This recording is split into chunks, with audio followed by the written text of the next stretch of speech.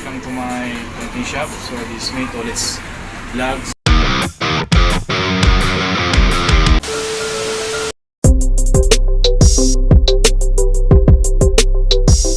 So nako-share sa inyo mga idol sa ako na pag-print aning mga t-shirt. So simple na kayo mga idol. So unang bago ng mga idol is dapat sa mga din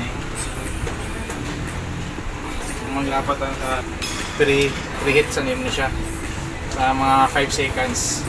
Ang purpose is para mawala ang moisture niya sa itong mga tapos.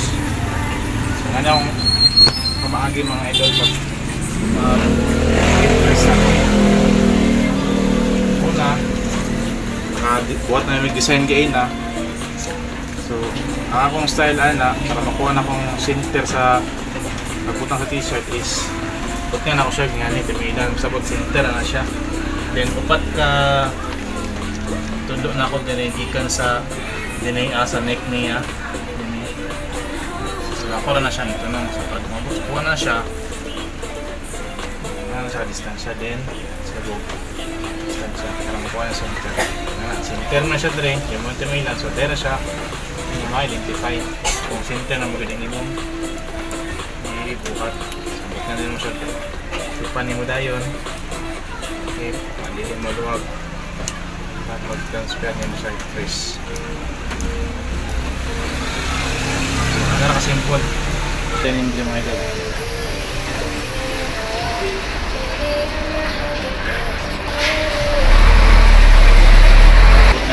Then it's press. So akong timer ani mga idol is 200 degrees Celsius. Tapos ang time na ako is 40 seconds. Di ka siya ingon nga pala akong t-shirt. Di mo siya ma-edit ang yung color. Ito ang check time. Then tanggalan lang tayo. Sana na pag-tig na siya. So kung siyang tanggalon rubber. Tapos langkatan yung so din siya. Tapos mag-part. So sila simple na kayo idol pag t-shirt printing nga nila kasi yun